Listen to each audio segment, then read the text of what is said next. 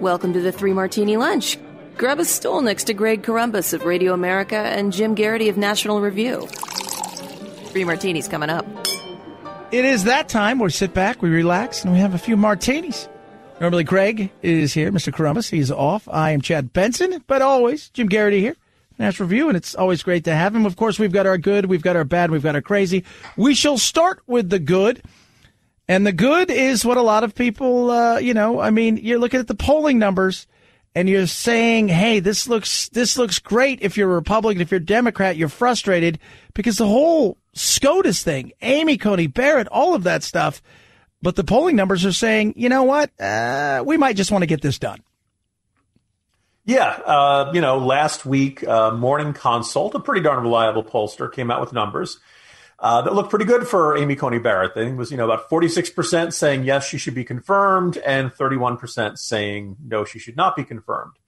It's been a week later. They've updated their numbers, and lo and behold, it's now 48%, a slight improvement. Number of people opposed remains the same at 31%. I think one of the things that jumped out at me is that that Barrett had surprise in an era where things are really polarized, and you see things splitting like 90-10 within particular self-identified Republicans and self-identified Democrats. Last week, 24% of Democrats believed that Barrett should be confirmed, which is a nice, surprising number. And now it's up to 27%. So now it's kind of a quarter of Democrats now think Barrett should be confirmed. That's really good. Also, for the Democrats have been really pushing this argument that this is somehow illegitimate, that this should not happen. Wait until after the election, like we did for Merrick Garland. If Trump wins re-election, fine, confirm him. Otherwise, let the new Senate, the new president nominate someone. 44% of respondents say just confirm her as soon as possible, regardless of who wins the election. 36% say it should only be if Trump wins re-election. And those numbers have moved a few points in the past couple of weeks in the direction for Republicans. So on the Supreme Court front, numbers are very good. Now that people have seen her, and I've got a lot of my friends, I've got friends that are uber progressive. I grew up in Los Angeles, and most of my best friends are very progressive and to the left of the aisle.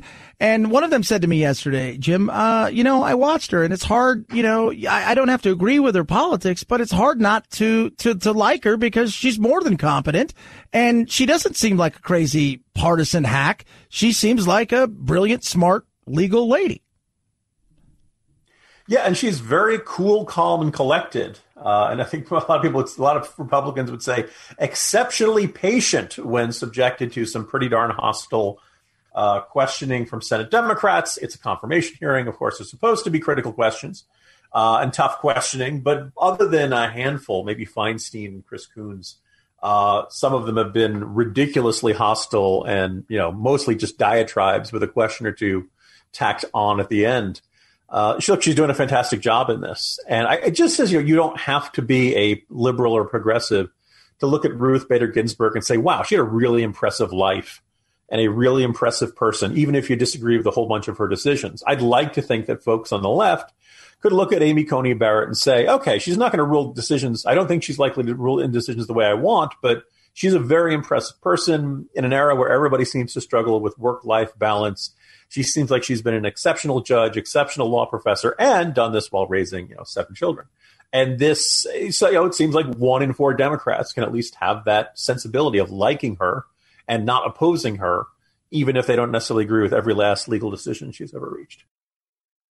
Hi, I'm Sarah Carter, host of the Sarah Carter Podcast. Everywhere you look these days, we're seeing an aggressive effort to destroy what made America great, tearing down our history, attacking our freedoms, and canceling any person who dares to cross the progressive speech police. We cannot stand by and let this happen. It's time for the silent majority to become the unsilent majority. Join me on the Sarah Carter Podcast. Subscribe at Apple, Spotify, or wherever you get your podcasts. From the good of our martinis to the bad, we touched on it a bit yesterday, but it's not the actions, but in many ways it's the attitude that is costing Trump, especially with suburban white educated women, which you need if you're going to win some of these swing states. Yeah, the news hook I'll use for this martini is from our old friend, former National Review writer for about a year or so, Tim Alberta, now with Politico, and he does a long look at Michigan. That's his old home state. And he talks about, Trump is in trouble in Michigan. He points out you're seeing similar effects in Pennsylvania and Wisconsin. But there's one quote from one, he talks about focus groups. He talks about, and there's just two quotes that jump out at me in this article he has over at Politico. First is, quote, "Honestly, all the moms I know, we're really nervous about our kids, what kind of future they're going to have, and Trump is the one making me nervous. Jessica Morshakov, a 38-year-old ballet studio owner, told me in the wealthy, ultra-conservative township of Brighton. He's just so angry all the time. I really believe that he brings out the worst in people, the worst in situations." And then one paragraph down, he says, "In this sentiment from this voting demographic, it's echoing all across Michigan, especially in its rich white suburbs. Even voters who describe themselves as single-issue pro-life Republicans, just as such as Karen Kudla, have said they're giving up on Trump. I cannot in good conscience vote to keep this man in the White House," Kudla told me in Lake Orion. This is a really bad indicator. And I kind of believe that if this was simply a straight up, you didn't have names on the policies. If you simply listed the Trump administration's policies and you listed the policies that Joe Biden and Kamala Harris want to enact, I think Trump would win, or at minimum, this would be a much, much closer race. I think Trump's policies are much more popular than Trump the man is. And you could say, well, people should vote that way. But in the end, the policies of a presidency and administration are what matter the most. It's not, personality doesn't matter. Temperament doesn't matter. Even if he seems to treat people badly or always seems to be raging on Twitter and such, that shouldn't matter. Well, it does. You don't have to like it, but that is the fact. And this has been pretty clear for several years now. And I think that, you could make a case for, even on the pandemic. We talked yesterday about the enormous progress we're seeing on the Operation Warp Speed, this effort to bring a functioning, working vaccine to as many Americans as possible, probably going to start in January, and possibly by the middle of next year, the pandemic will be gone. That's a Trump administration initiative, right? Trump himself could be talking about this. Trump could be, going out and doing updates on this all the time instead of doing his, what he did with the coronavirus pandemic briefings at the White House. Yesterday, he started tweeting angrily about Fauci because Fauci was complaining, I think very justifiably, that footage of him was appearing in Trump campaign ads. And Dr. Fauci does not want to get involved in partisan politics and does not want to get involved in campaign ads one way or the other. This guy's instincts, he just picks the worst possible argument all the time. He wants his closing argument to be, who are you going to believe, me or Anthony Fauci? And he could be making a much stronger case for himself. He talks about the stakes of this election being so important, and then he won't make the decisions that could help him win this election. It is extraordinarily frustrating if you believe the conservative cause. All is not lost. We don't know how this is going to shake out, but in these focus groups, in these quotes from these women like this, you see votes that could be easily be won with just a minimum of effort, and he cannot make that effort. It's crazy, Jim. I sit here and I think, I don't know which way it's going to go, but what I do know is I think a lot of people think that just because you have a lot of people in the crowd somewhere that they're going to show up. But so many people are early voting, and what won him the last election really was late voters breaking for him in massive ways. I don't know if we have that. We've got 4 years of him now. Mm-hmm. Is it a case where we've had enough drama and a lot of people are like, it's time to move on? Yeah, I think exhaustion is a sentiment that is in the electorate this cycle. It's been a very dramatic 4 years, even before the pandemic. But I think you could look at the pandemic, you could look at the economic numbers, you could look at the low unemployment rate, you could look at wage growth, and you could make a really strong case for this administration getting another 4 years. With the pandemic, it's tougher. The economic boom stopped, and we're climbing back, and we've had some good numbers on that front, but we're still got a long ways to go. Obviously, people are still living with the pandemic and various stages of lockdown, and life is, but the irony, we talked earlier this week, Trump is, if you ask people, are you better off now than you were 4 years ago? We said it was 56, 57% yesterday? By those numbers, Trump should be way ahead. And he's not. And I think it's largely because of his personality and the way he goes off on these tirades and his narcissism and all this stuff. And so, Trump may lose. He may win. It's possible. But, if he loses, one of the things that will have so many people kicking themselves is how this could have turned out quite differently if the president had just changed just a little bit in some of these most glaring weaknesses, and he just couldn't. Our third and final martini today. It's crazy indeed. We've heard about, the registration's up. Look at what's going on in the voter world. We've had, almost 11 million people that have already early voted. You're talking about 7 million people. 7-hour waits in Georgia to vote, 8-hour waits here. But there's a crazy headline, and it's one of those things that you get because, as we all know, it's more about the headline than what's actually, you're selling the sizzle, not the steak. And it's about voter registration. Yeah, so today's Morning Jolt newsletter is all about predictions of huge turnout this year. Now, it's worth noting 4 years ago, there was predictions of huge turnout, and the turnout was pretty good. By the way, there's a couple different ways you can measure turnout. You can do absolute numbers. You can do the percentage of registered voters. You can do the percentage of voting age population.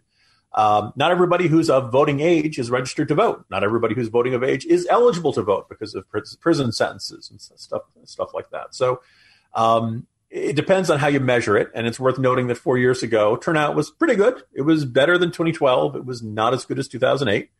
And we don't know what it's going to be, but obviously because we've had big turnout in 2018 midterms and also in a bunch of the statewide elections in 2017, 2019, there's a good reason to think this is going to be really high turnout this year. So if you go to the Brennan Center, which is an activist group, which is generally on the left, that they see the headline, voter registration has plummeted in 2020. You might be very surprised. You might gasp when you further read, voter registration has declined by an average of 38% in 17 of the 21 states analyzed when compared to 2016 registration rates. You might look at that and go, whoa, 17 states had voter registration declined 38%? No, they did not. That is an extraordinarily misleading headline. What they say has declined 38% is not voter registration, despite the fact that they keep saying voter registration in the headline.